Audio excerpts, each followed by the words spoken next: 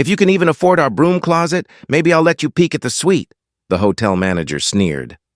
What he didn't know was that the weary black man standing in front of him wasn't just any guest. He was about to become the reason everyone in the lobby would remember this night forever. The revolving glass doors of the Grand Imperial Hotel spun open, letting in a rush of cold autumn air.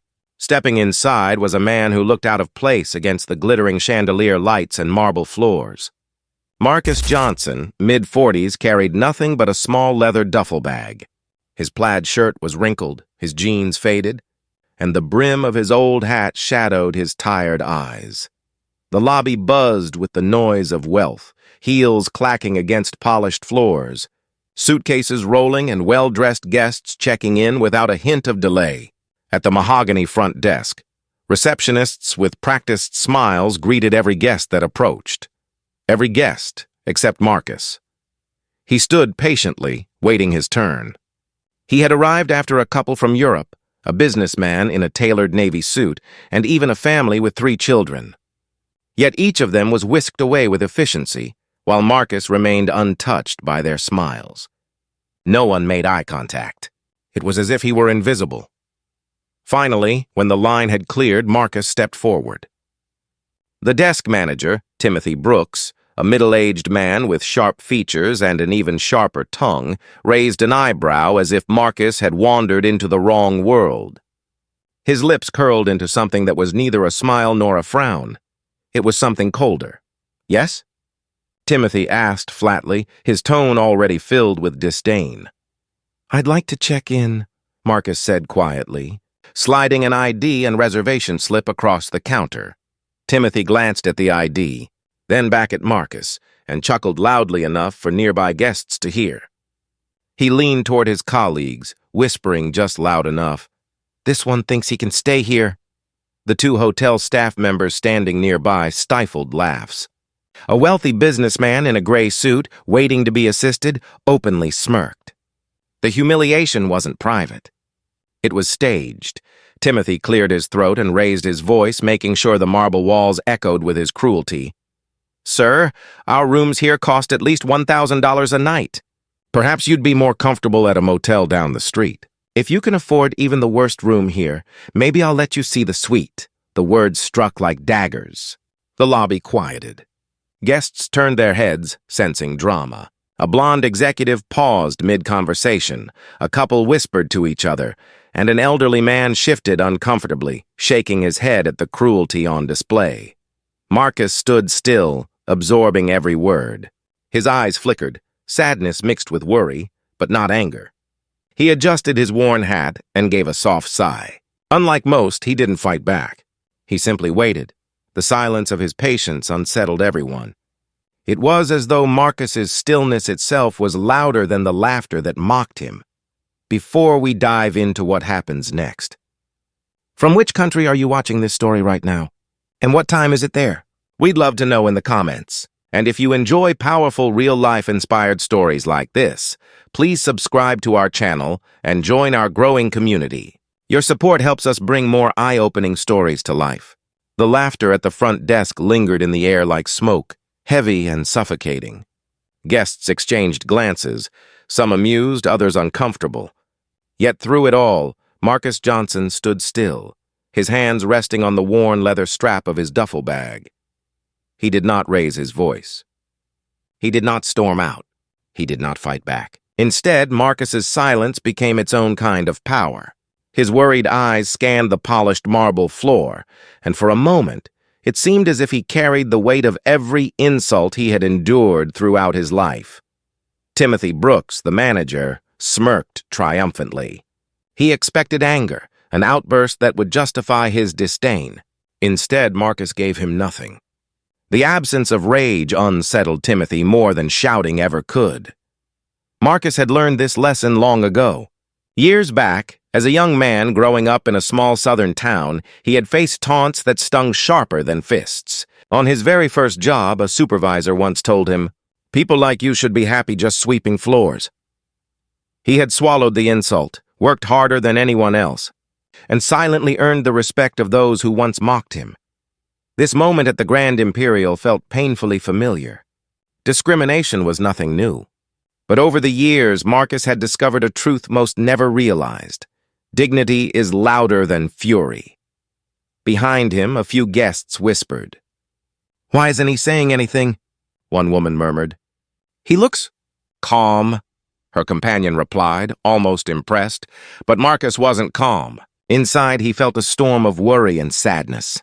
He had booked this hotel for a very important reason, one that would soon become clear. Yet here he was, being treated like dirt in front of dozens of strangers. His silence wasn't acceptance. It was restraint. The hotel staff leaned against the counter, continuing their cruel laughter. Timothy chuckled again, this time pointing at Marcus's hat. "Sir, this isn't a bus station. We run a 5-star establishment. You clearly don't belong here." The cruel words echoed across the lobby. But Marcus only tightened his grip on his bag and raised his eyes slowly. His gaze met Timothy's, not with anger but with a calmness that felt unnerving. It was as if he was silently saying, "You'll regret this." The businessman in the gray suit who had laughed earlier shifted uncomfortably, as though something in Marcus's eyes pierced through the arrogance in the room. The silence dragged on. Seconds felt like minutes. No one knew that behind that silence lay a truth that would soon shake the very foundation of the Grand Imperial Hotel. The lobby buzzed with a cruel tension. Timothy Brooks folded his arms smugly, certain he had won this battle. The staff beside him chuckled under their breath, and a few guests openly enjoyed the scene. Marcus, however, did not move. His silence lingered like a riddle no one could solve. Finally, with a slow and deliberate motion, he reached into his duffel bag. The laughter grew louder. Someone muttered, "What's he pulling out? An old wallet?" But what Marcus laid on the counter was not an old wallet. It was a sleek, black leather folder embossed with gold lettering. Grand Imperial Hotels, Shareholders and Executive Access. The smirk slid off Timothy's face. He blinked, confused, then quickly snatched the folder, flipping it open. His eyes scanned the document inside, and for the first time that night his mouth went dry. Inside was an official letter, signed by the hotel's board of directors. It stated in unmistakable print that Marcus Johnson was not just a guest, he was one of the newest majority shareholders of the Grand Imperial chain. Gasps rippled through the lobby. A woman clasped her hand to her mouth. The elderly couple who had watched uncomfortably earlier now whispered to each other, shocked. The businessman in the gray suit who had mocked Marcus earlier turned pale. Timothy's throat tightened. This must be a mistake," he stammered. His voice, once dripping with arrogance, now trembled with fear. Marcus finally spoke, his voice steady and calm. "No mistake. I own part of this hotel. I booked my stay here weeks ago. Tonight, I walked in like any other guest, and you showed me exactly how you treat people you believe don't belong." The words cut sharper than any shout could.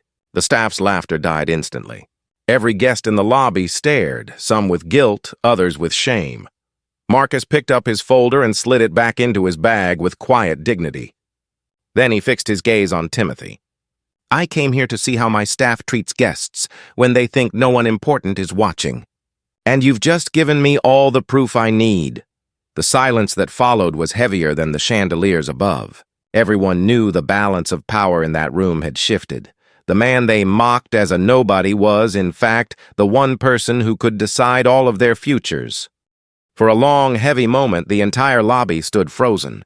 The mockery, the laughter, the arrogance, gone. All eyes were fixed on Marcus Johnson, the man they had dismissed as unworthy just minutes earlier. Timothy Brooks's face flushed crimson. He shuffled behind the counter, his arrogance melting into panic. Mr. Johnson, I didn't mean any disrespect," he stammered, forcing a shaky smile. "It was a misunderstanding." Marcus raised an eyebrow, his voice calm but firm. "A misunderstanding? You laughed at me. You mocked my clothes. You tried to humiliate me in front of strangers. Tell me, Timothy, would you have said the same things if I looked like them?" He gestured to the well-dressed guests who now watched in guilty silence. Timothy swallowed hard, unable to answer. Marcus stepped forward, placing his bag gently on the counter. His presence, once ignored, now commanded the entire room. This hotel was built on a promise of luxury, comfort, and dignity for every guest who walks through these doors. But what I witnessed tonight was the opposite. You don't just represent yourself, Timothy, you represent this hotel. And you showed prejudice, cruelty, and arrogance. The businessman in the gray suit, who had mocked Marcus earlier, shifted uncomfortably, staring at the floor. A woman whispered to her husband, "He's right." That manager humiliated him on purpose. Marcus's tone sharpened. "You laughed at me because you thought I was powerless. But here's the truth. Every guest matters.